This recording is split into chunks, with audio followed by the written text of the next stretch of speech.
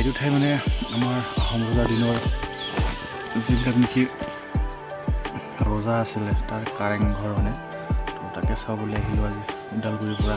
ওদালগুৰি জানেই আপোনালোকে, চ' চাওঁ আৰু কাৰেংঘৰটোতো জানেই আপোনালোকে, চাই আছে চবৰে ইউটিউব চেনেলত দেখিয়ে থাকে। তো মই মানে কি স্মৃতি হিচাপে ৰাখিবৰ কাৰণে মই যে আহিছিলোঁ শিৱসাগৰত, তো সেইটো ৰাখিবৰ কাৰণেহে ভিডিঅ'বোৰ বনাই আছোঁ। চ' আপোনালোকে যদি ভাল পায় লাইক কৰি দিবই আৰু, নহয় জানো? চ' মানে আৰু চাই থাকক ন, ময়ো দেখুৱাম কিবা এটা, কি দেখুৱাব পাৰোঁ কি দেখুৱাব নোৱাৰোঁ সেইটো মোৰ কথা।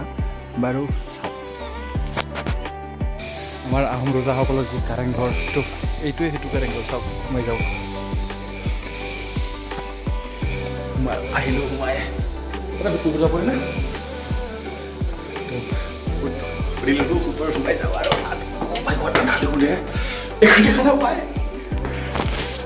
একো দেখা নাপায়, একো দেখা নাপায় জানিছে না। আমাৰ সকলোবিলাকে এই ঘৰত থাকিছিল, বম বম ঘৰ, বম বম সেয়াই আৰু। চাওক সেইটোৱে আৰু ঘূৰি ফুৰি মিলি আহিলোঁ, চাই আছোঁ চাওক।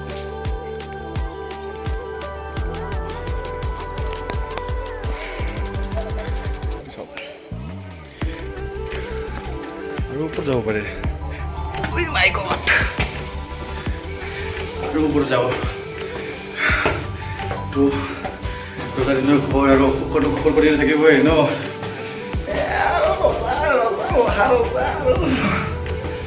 ভগৱান জানে আৰু দেই, ইয়াতে ৰজাবিলাকে যে কেনেকৈ আছিলে পায়।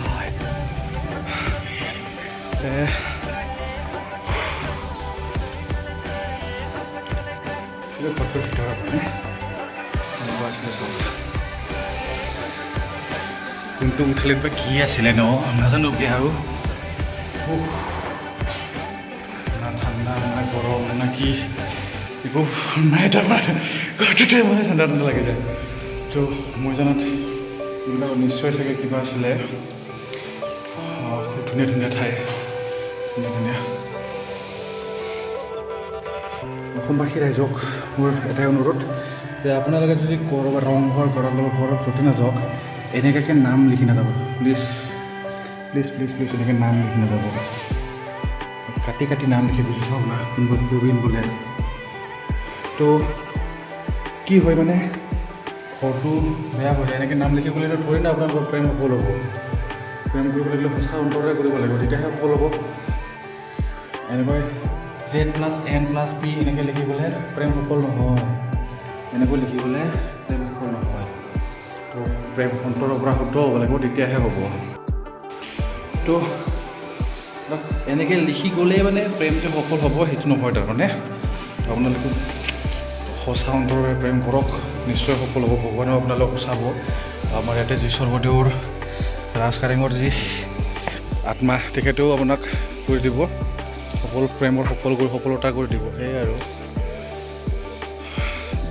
চাই থাকক।